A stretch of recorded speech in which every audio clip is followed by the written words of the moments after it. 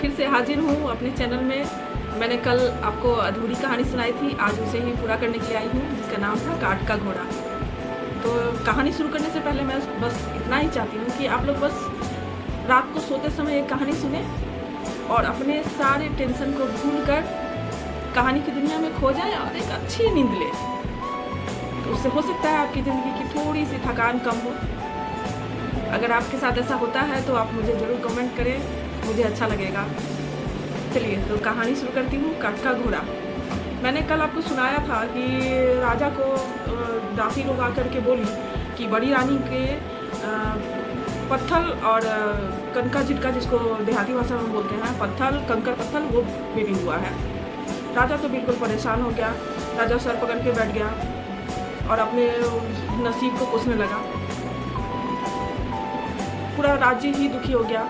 कुछ दिन के बाद फिर जब छोटी रानी के बेबी होने का टाइम हुआ तो छोटी रानी को भी एक मरा हुआ बच्चा पैदा हुआ। अब तो और भी पूरा निराशा छा गया चारों ओर। छोटी रानी भी मने मन बहुत दुखी हो रही थी। वो ये सोच रही थी कि मैंने बड़ी रानी के साथ गलत किया, उसके जिंदा बच्चे को मैंने मरवा दिया, शायद इसीलिए भगवान ने मुझे ये सजा दी। लेकिन वो किसी से बता नहीं सकती थी कि वो कितना बड़ा पाप कर चुकी है और अंदर अंदर खुद ही घूरती रहती थी। लेकिन वो चूँकि एक शैतान जैसी थी, मतलब अंदर से बदमाश थी, तो वो फिर कुछ दिन में ये चीज़ को, इस पछतावे को भूल गई और फिर वो अपना आराम से मस्ती में रहने लगी और बड़ी रानी को तंग करती रही। और इस तरह से राजा भी उसकी छोटी रानी की बातों में आकर के बड़ी रानी को उसने त्याग दिया। और बड़ी रानी के दुख के दिन शुरू हो गए। वो एक छोटे से महल से निकल गई, एक छोटे से घर में रहने लगी। समय बीतता गया। इसी तरह समय होते होते करीब 7-8 साल हो गया। राजा अपना वेश बदल करके अपने राज्य में घूमा फिरा करता था कभी कभी। तो सुबह सुबह एक दिन घूमने के लिए एक पोखर के किनारे से जा रहा था। तभी उसने देखा कि 2 छोटे बच्चे खेल रहे हैं। बच्चों को देख करके राजा अचंभित हो गया, क्योंकि बच्चे इतने ज़्यादा रूपवान थे कि राजा से रहा नहीं गया। एकदम ठीक उसके बगल से वो टहलने के लिए उधर से ही बगल से गुजरा ताकि वो उनको नज़दीक से देख सके। तभी देखा कि दोनों बच्चे जो हैं वो एक लकड़ी के घोड़े के साथ खेल रहे हैं और लकड़ी के घोड़े को छोटी सी बच्ची जो है वो बोल रही है, काठ का घोड़ा पानी पियो पियो। फिर बड़ा वाला भाई बोलता है, रुको तुम्हारा नहीं सुन रहा है ना, मैं बोलता हूँ, काठ का घोड़ा पानी पियो पियो। बस इतना वो लोग बोलते हैं, दोनों खेलते हैं। राजा मुस्कुराते हुए उसके बगल से गुजर जाते हैं। तो ये अब राजा तो कभी भी कहीं भी घूमते थे, इधर उधर जाते थे, लेकिन अब बच्चों को देखने की लालसा की वजह से अब रोज उसी रास्ते से वो गुजरना शुरू किए। रोज सुबह में वेश बदल करके वो उधर से टहलने के लिए जाते थे। फिर उन्होंने दूसरे दिन फिर वो उधर से जब गुजरे तो देख रहे हैं कि वही दोनों बच्चे एक पोखर के किनारे में दोनों बच्चे काठ के घोड़ा के साथ में खेल रहे हैं और बोल रहे हैं, काठ का घोड़ा पानी पियो पियो। दोनों बच्चे वही खेल खेल रहे हैं। राजा को थोड़ा अजीब लगा, फिर हंसी भी लगी कि बच्चे करते हैं ऐसा, अक्सर एक ही खेल खेलते रहते हैं हमेशा। दूसरे दिन भी हो गया। राजा उनको निहारते निहारते वहाँ से गुजर गया। तीसरे दिन फिर उधर से ही गुजरा। तो फिर देखा सेम खेला खेल रहे हैं। इस बार राजा से रहा नहीं गया। सोचा बच्चों को थोड़ा समझाना चाहिए। तो वो पास आया और आके बच्चों को देखा। बच्चे तो इतने दिव्य थे कि उन पर से नज़र ही नहीं हटती थी। फिर राजा उन लोगों को बोला, बच्चों तुम कहाँ रहते हो? तो बच्चों ने कहा, पास में ही रहते हैं। बोला, अच्छा लेकिन एक बात बताऊँ, ये काठ का घोड़ा है, ये पानी नहीं पीता। तुम लोग रोज खेलते हो एक ही खेला, मैं रोज इधर से जाता हूँ, तुम लोग बोलते हो काठ का घोड़ा पानी पियो पियो, लेकिन वो पानी नहीं पी सकेगा क्योंकि वो काठ का घोड़ा है ना। तो उस पर छोटे से बच्चे ने कहा, नहीं वो ज़रूर पानी पिएगा। छोटी वाली बच्ची ने भी कहा, हाँ वो ज़रूर पानी पिएगा। राजा बोला, कैसे पानी पिएगा? ऐसा कभी होता है क्या? बोला, हाँ क्यों नहीं हो सकता है। जब बड़ी रानी को बच्चा में कंकर पत्थर बच्चा हो सकता है तो काठ का घोड़ा पानी क्यों नहीं पी सकता?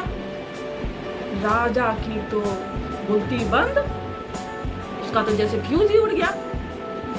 वहां से वो कुछ नहीं आ रही। इतना बोलने के बाद दोनों बच्चे वहां से दौड़ते हुए चले गए। तो राजा तो बक हो गया, ये क्या, बच्चों ने क्या कह दिया।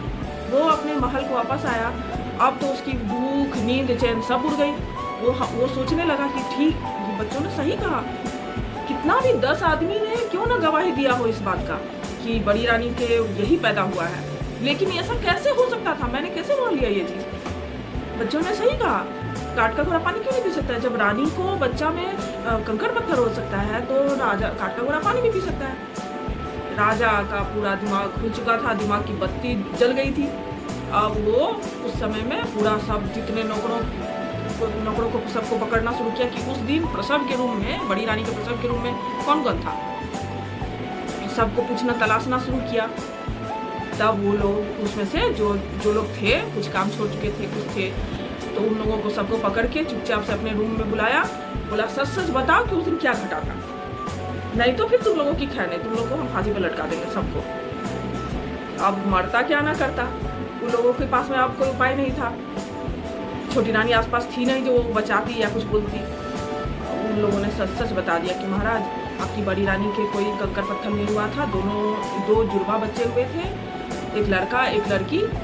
छोटी रानी ने हम लोगों को पैसे का लोभ दिया, जान का, बोला कि तुम लोग बात मानो नहीं तो मरवा दूंगी और बच्चों को जाकर के फेंका या मार दो।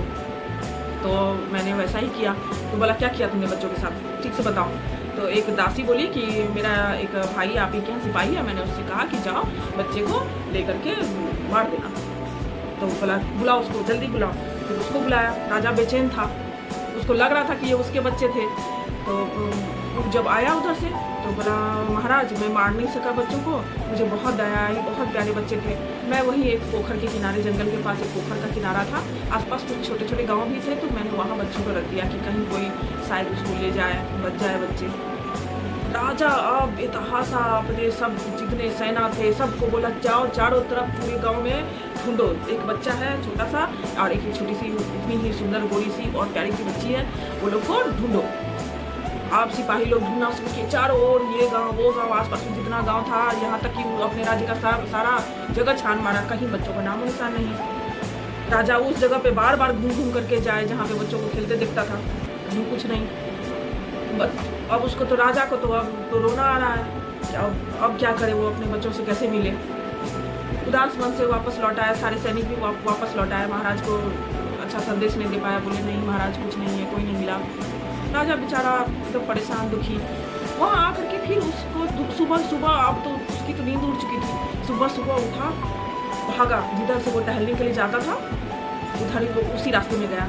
दूर से ही देखा दोनों बच्चे खेल रहे हैं, दौड़ता भागता हुआ राजा उन बच्चों के पास गया, दोनों को उठा करके उसने गले से लगा लिया। बच्चे भी पिताजी पिताजी बोल करके गले से लग गए। उसको बड़ा आश्चर्य हुआ, ये लोग कैसे जानते हैं कि मैं इसका पिता हूँ। तो वो बच्चों ने बताया कि जो एक साधु महाराज थे उन्होंने हम लोगों को एक कमल के फूल में तब्दील कर दिया था। दोनों एक एक कमल फूल बन के वहीं पास के पोखर में रहते थे। जब बच्चे थोड़े बड़े हो गए तो उनका मन होता था तो वो लोग इंसान का रूप लेकर के वहीं पास में खेला करते थे। और उन्होंने साधु महाराज ने ऐसा कहा था कि जिस दिन उसके पिता उससे मिल जाएंगे, पिता को सब पता चल जाएगी, उस दिन से वो लोग फिर इंसान बन जाएंगे। ये सिर्फ उनके सुरक्षित रखने के लिए था। राजा को समझ में आ गई कि ये वो उस साधु महाराज की कृपा से ही ये दोनों बच्चे हुए हैं। उनको सब पता चल गया होगा कि इसके बच्चों की जान पे खतरा आ चुका है, तो उन्होंने उनको जादू से कमल फूल में बदल दिया। और पास के ही पोखर में वो लोग रहते थे, इसलिए कोई आसपास का गाँव में कोई नहीं जानता था बच्चों के बारे में। वो लोग को जब मन होता था तो वहीं पास में वो खेलता था वो लोग, फिर वो वापस फिर कमल फूल में बदल जाता था।